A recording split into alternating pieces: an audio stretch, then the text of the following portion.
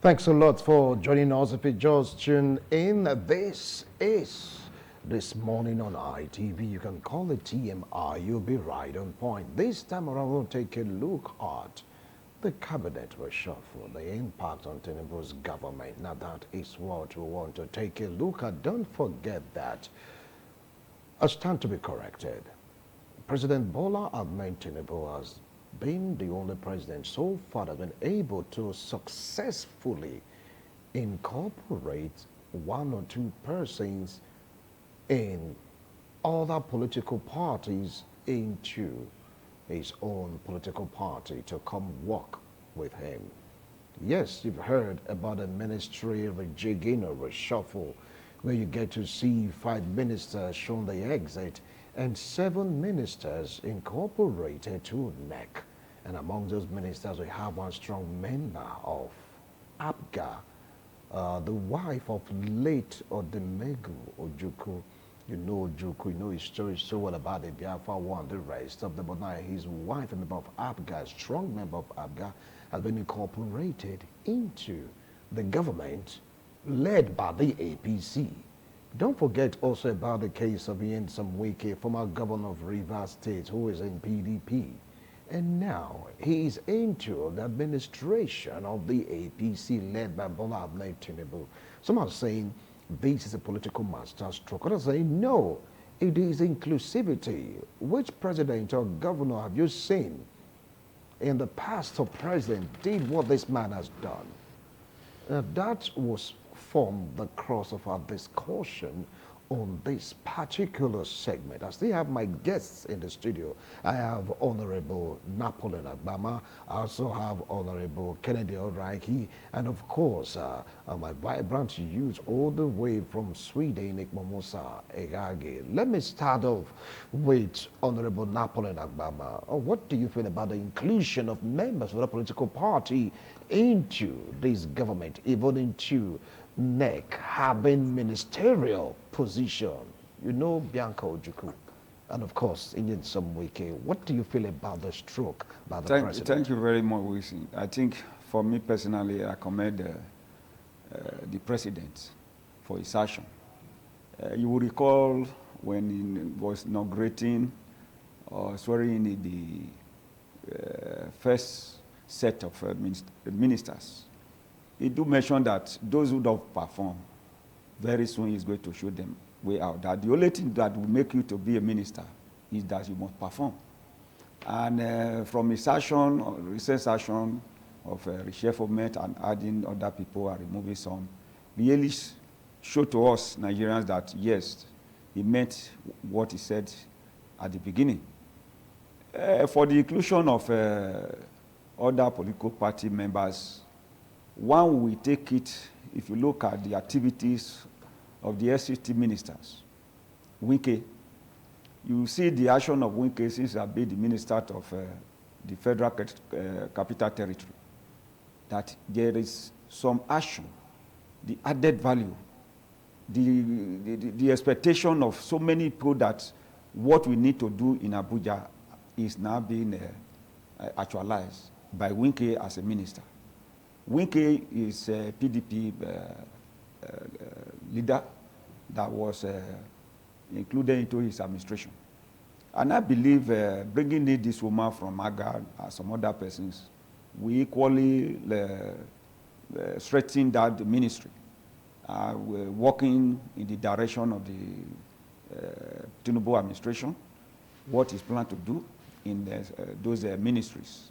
I commend this effort because, like you said, he's one of the presidents that have said, let me stretch the hand of fellowship to those good ones that are ready to develop this country.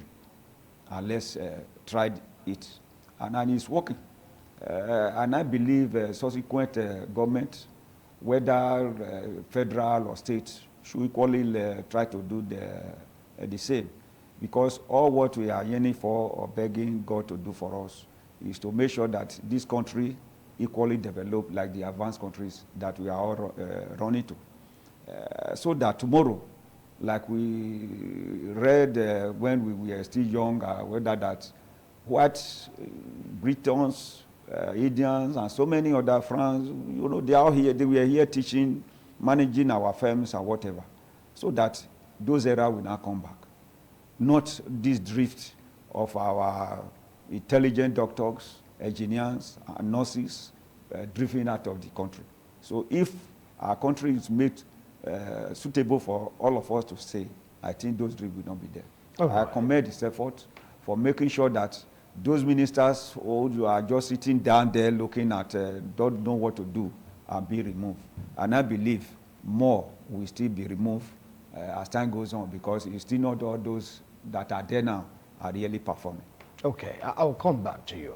Well, Honorable Kennedy, over now to you. Is it the aspect of inclusivity, or is it the aspect of brilliant politicking, or a genius when you talk about master stroke for the president to include Lady Bianca into his cabinet?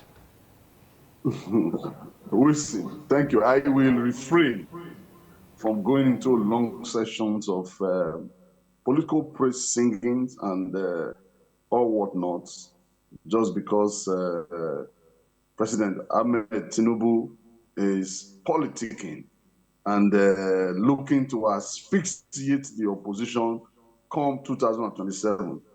The indices by which we must measure governance are the same.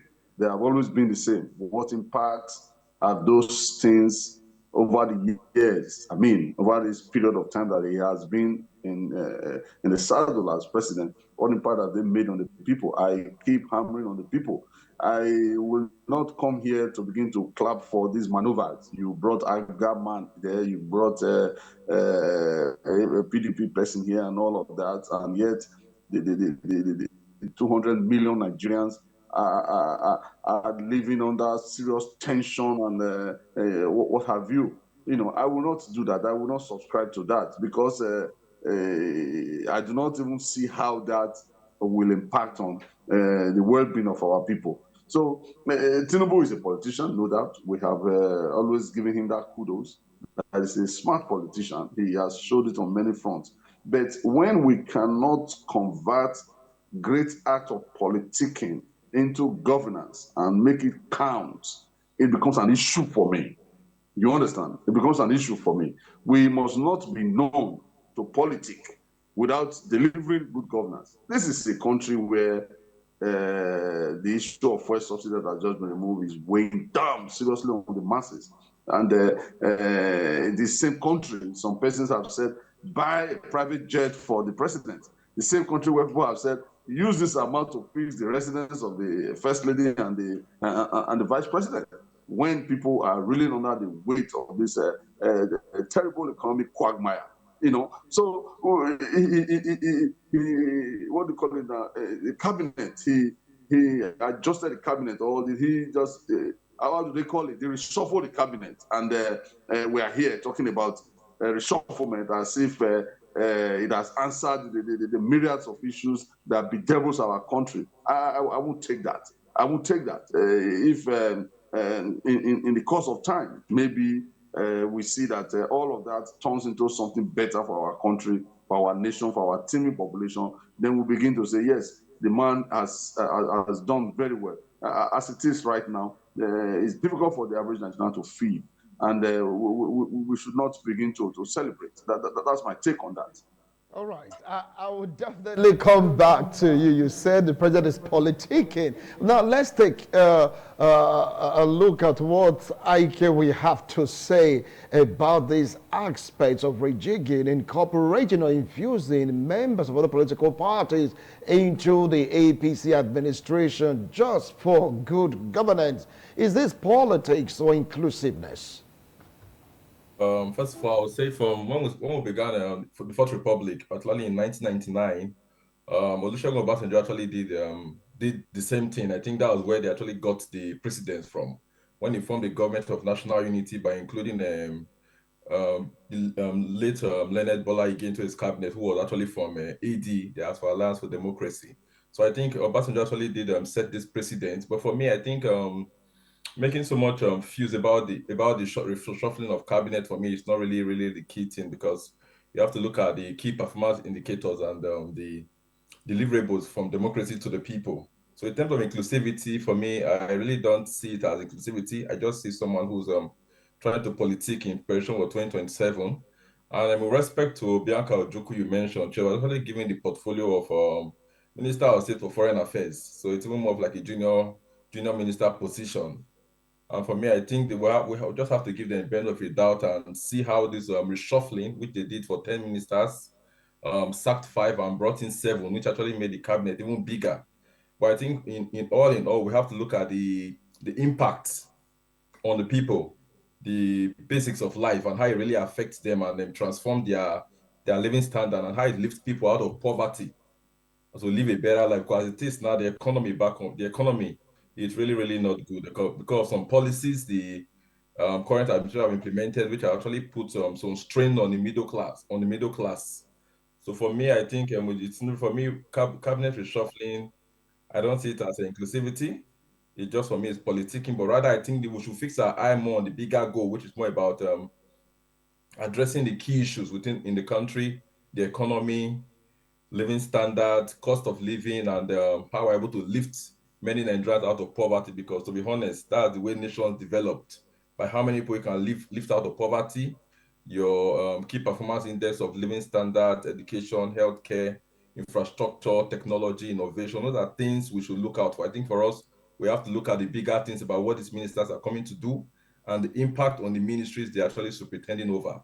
So it's not about just them just bringing you from here and there. So look at the bigger picture and assess them based on performance and not about this cabinet reshuffling and all those stuff. All right. Okay, well, you've heard both of them. They are saying that this is pure politics, but some of the opinion that with the inclusion of Biaka, whether senior or junior minister, it might just suit the nerve of the people from the southeastern region of Nigeria. Would you agree to that assertion? Thank you very much, Wilson. I think I do not agree with my colleagues because the governance, when you talk of the political in Nigeria, yes, there is a reason why you must go for other political party to look for a very experienced and a genuine hand to work with you, and not only making it work in that ministry, at least to the attention of some political issues in some geopolitical zones of the country. That is one. The other is that there is nothing one will do as a political leader or president, governor, whatever, that people may not think otherwise. We just talk about Edo State before we dive into the federal justice. We are saying that is the present administration in Edo State finishing strong. You gave some instances of your experiences. Whereas by this time last year, such things were not there because the political game or whatever that happened of recent were not there last year. And people were sitting there doing what they want to, what they are expected to do. The problem, yes, I agree that times are hard, probably right from the day the subsidy removal was announced by the president. But however, the problem are not just there with the president, it's there with all Nigerians. Because the situation we are today is not just because only removing of fuel subsidy. It's the fuel subsidy, if you take a cue from what is happening in every market, especially in those states where we are, where we have experience. If you are a tomato seller, you have a union. If you are a pure water seller, you have a union. Everything is unionized. And because of that, there is no way government can control or regulate a price. And there is no ways you can go to that market to sell. As a farmer, you want to sell it at a very reasonable rate to people to afford without going through the union. So there are so many areas that one will look at. And that is why we are, like I said in the case of Edo just now, we have to look into ourselves to make sure that in every area that we are contributing to the affairs of this nation, let's do it the way it's supposed to be done, and not to be influenced by that zeal of let's make money from a situation that is on ground.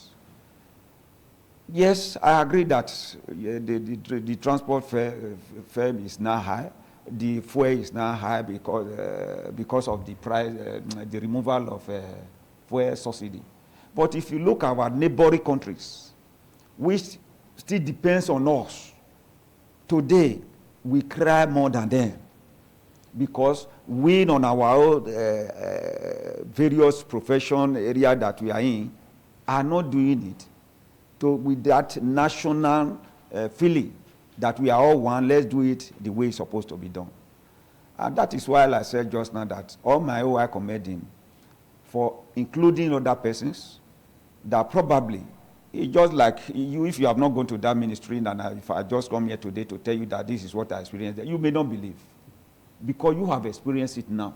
You cannot say, is that problem really a governor problem? Or is it the deputy governor problem? No. There are directors in that ministry.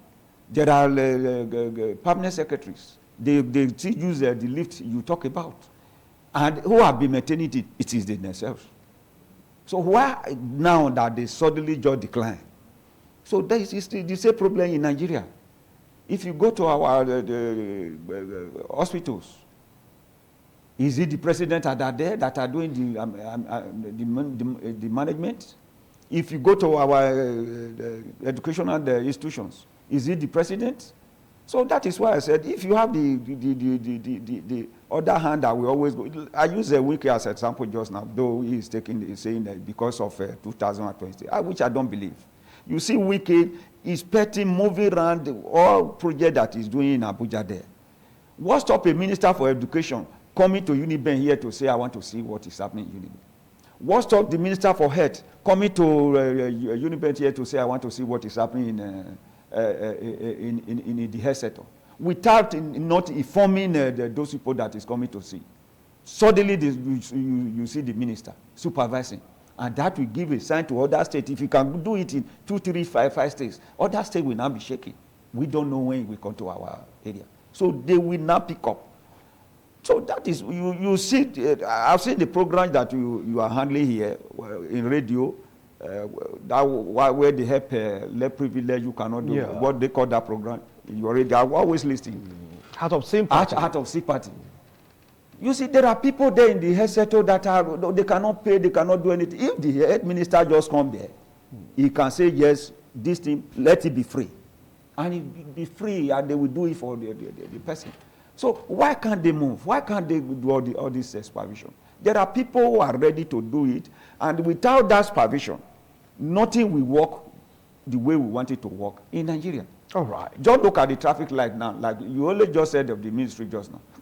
If you are driving now, they don't obey traffic rule again. The traffic will be showing red. You see people driving by the pass. You that are be passed by the traffic will not be just stranded because you will not move not to go and hit another vehicle. So people, why can't you wait when you see that the light is already red? So I don't believe that the problem alone is just based on whatever the presidency and the president is doing. It is all Nigeria that needs orientation that can work. If you go to Britain and whatever, like the country they are there talking to us now, they can they just see the red in traffic light and pass? No. Or you go to the hospital and you want to build a queue or whatever. No, it is done normally. And when they live here, they go there, they do things accordingly as it's supposed to be there. But everybody, when you now come to Nigeria, it's a different ballgame. Okay, I'll come back to you. Now let's get straight down to Honorable Oyi Kennedy. Now, are you now saying that the reshuffling of this cabinet will not benefit Nigerians? Is that what you're saying right now? Because you're saying that the inclusion of these persons is just politicking. Mr. President sacking, so to speak, 5 ministers, bringing in new 7 ministers, including other persons from the political parties, and of course, coming to the Niger Delta, put them under a commission. Do you think all this will not benefit Nigerians? Well, it has time to prove that to us, that what he has done by reshuffling the cabinet is something that will yield dividends to the people. He has time to prove that to us. But I was expressing my opinion that I do not see why we should clap for that effort because it is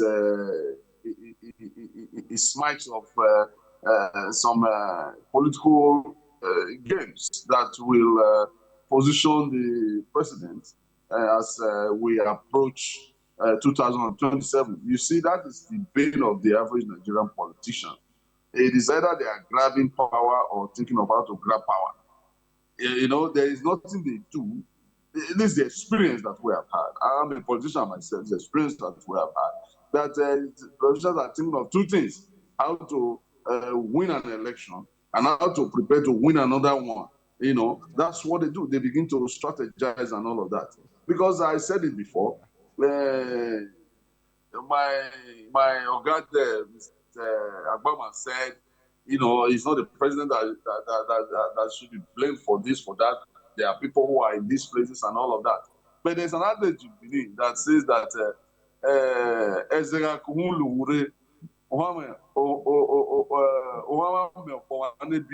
the truth is that leadership is everything. Leadership is everything. If you are at the helm in any given place and things are not working very well in some arms or some branches of the entire state that you supervise, you know what's at stake. You know it's your name that is at stake. You know you are the head of the administration. You know what you must do to call to order those who are operating in that very area. You know, like I always say, it has never been about the people. That is why we have these issues. It has never been about the people. It has always been about politics. It has always been about power. It has always been about how to grab it and run with it. It's what we are saying. Look at what happened in Rivers the other time. Look at the role played by the police under a fictitious arrangement. We have a court judgment from here. We have another court judgment from there. Law and order broke down. You recall that our constitution says clearly that it is the duty of the chief security officer to protect lives and properties. You know, then you look at what happens in some states when courts of coordinate jurisdiction begin to turn out different kinds of judgment to cause confusion in the system. You know, these are some of the things we say our leaders must look at and address it. Judiciary has become a cash and carry platform, a commercial whatever. And we are saying that it is not the leadership at the top that are to be blamed for all of this. It's a pity. Before the Edo election, we know some of the things that happened. How some person said, we are going to deliver Edo to a particular party. You know, these are the things we talk about. It's not a question of coming here to reshuffle cabinet. We have been reshuffling cabinet. What has it yielded us? Nigeria has been going on a downward slide over the years since the inception of this democratic experiment. And we all see it is not getting any better. In Buhari's time, we cried. We said, oh, it was better in Goodluck's time. In Goodluck's time, we cried. We said, oh, it was better in Yar'Adua's time. We cried that it was better in Obasanjo's time. Now we're on a downward slide. Who are those people that are there right now to arrest this state of affairs, to cut, to nip this slide on the board? Nobody. We are reshuffling cabinet. As if cabinet is what we need to reshuffle to give us the desired result in this country. If you go to the roadside now, cars cannot even move. Our people cannot take transport anymore. They cannot go to their place of business. And it is affecting the price of goods and commodity. People cannot feed anymore. You are talking about reshuffling of cabinet. I will not clap for that. But if by any means I see in the future that this thing that he has done can create a situation that enables our people, that empowers our people, that creates good environment for our people, yes, we will be the first to also come and say, yes, this president is doing well. But from what I see, he's playing politics as usual, getting ready for 2027 so that he can do his 2 tenure. You know, it doesn't matter to them whether they do well or they don't do well. What matters to them is that they are in the saddle. They seize the power. The power is with them. When he's about leaving, he will begin to plan for a successor so that the hegemony will continue. That is, let us not begin to go into all of this. I'm not impressed. Thank you very much, sir. Interesting, quite interesting. Well, let's get to hear what Ikpawonsa have to say about this. Are you now agreeing with Honorable Kennedy? Yeah, that this is not about the people, that something good will not come out of this. Briefly before we go on a break for the news, okay? Ike, over now to you. For me, let me just rephrase. I think it's a combination of inclusivity to some extent and politicking for 2027. And for me, I always say we have to look at the bigger issues. Reshuffling of cabinet is the president's prerogative. So it's like a CEO. You can hire and fire when you feel, oh, you are not meeting your key performance index you're giving to your managers. So it is prerogative. I think we should not make big a deal out of it, but rather we should look at the deliverables and how they're able to these ministries they are manning and the reshuffling, how they're able to affect the life of the people in a positive direction. And for me, you're like, oh, take note, he has also met the criteria of one minister per state, and it's also interesting to know that Ogun State has 4 ministers in the cabinet, which is his right to do because he will tell you he has met the constitutional requirement of 1 minister per state. And for me, I think the bigger goals are actually the real issues there because if you are talking about the economy and you are thinking about looking at new frontiers of growth and development, you have to look at power. I think for me, Ike, just hold on. I will come back to you after this break to continue with your line of thought. We want to go for a break. When we return, we'll continue with this discussion. Don't go away. TMI, every opinion counts. Thanks a lot for staying tuned. If you just joined us, this is TMI, and we're about commencing our descent of today's edition of This Morning on ITV. We're taking a look at cabinet reshuffle, the impact on TINUBU'S government. We're with Ikpawonsa Egage all the way from Sweden. Ike, over now to you to continue with your line of thought before we conclude today's edition of TMI. Over now to you, Ike. okay, let me just rephrase. For me, I just felt we shouldn't make much ado about this cabinet reshuffling, as I said, and it is the prerogative of the president to actually reshuffle his cabinet. But rather, I think what we should look at are their performance, which will give them the benefit of a doubt. And for us, we have to look at the bigger issues. And then for me, I'm really particular about what's happening in power, because if you're looking at jumpstarting your economy and lifting people out of poverty, power is a critical element. And when I mean by power, I mean electricity. You can't talk about industrializing an economy and you can't industrialize on generators. So you have to fix power. So for me, I think, okay, what's happening in power? Probably the minister is still there. And what are the key performance indices? Like in the next 4 years now, we'll be able to say, okay, we are reaching probably like 15 hours of power supply in a day or what. So for me, power is actually very, very key because a government can't solve a problem at a time, in as much as government can actually multitask. But I think it's what a government can pick critical sectors that can actually jumpstart the economy and lift people out of poverty. For me, I'm really keen about power, education, healthcare, and trade and investment. So for me, those are actually things that are actually very, very peculiar to me and keen to me. I take a lot of interest in. So for me, we have to look at these critical sectors that can actually help us to jumpstart our economy and lift people out of poverty. That's precisely my take on it. Okay. Well, as it stands right now, it's like Nigerians are finding it difficult to trust this government because of what is happening. But like what you opined, you said is a Nigerian problem that we are all involved. But do you trust that with the rejigging of this cabinet, things will get better? Well, thank you very much, Wilson. It will get better.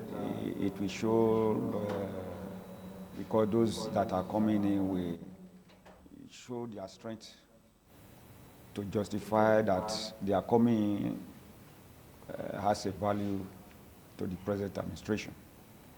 Let me just give you, like my friend from Sydney was talking about just now. The developed countries today are working very fine because right from the grassroots, they got it right. Here in Nigeria, the local government, which is the grassroots government, has not been the way it's supposed to be. And one of the area too, I commend the present administration in the Federation, is that they have taken a bold step to taking this situation to a Supreme Court, giving autonomy to the local government. But because before now, they will say until you have a 30 state that is supporting the autonomy, you cannot have it. And because those governors knowing what is happening between them and the local government resources, those who want the local government to even have that autonomy. You even see that even the houses of assembly, until it was done by by the court too, most houses of assembly were not even standing for their own autonomy, because these are the instruments solely put either by the wrong or the faulty aspect of our constitution. Until we get it right that local government will be have that full autonomy. Like we just see from your news just now, a state that is having 23 local governments, because you are a city governor, you just have win all the.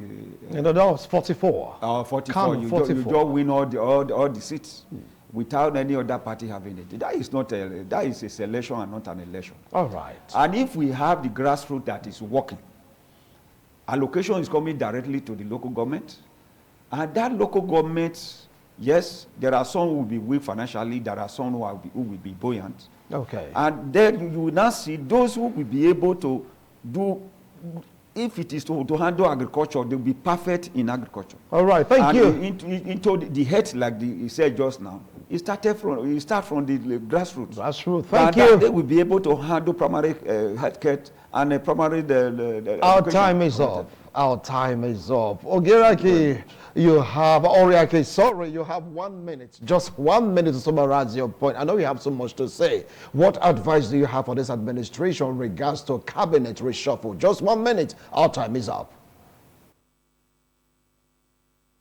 Well, let them go out there and prove to Nigerians why they were selected or appointed into that position.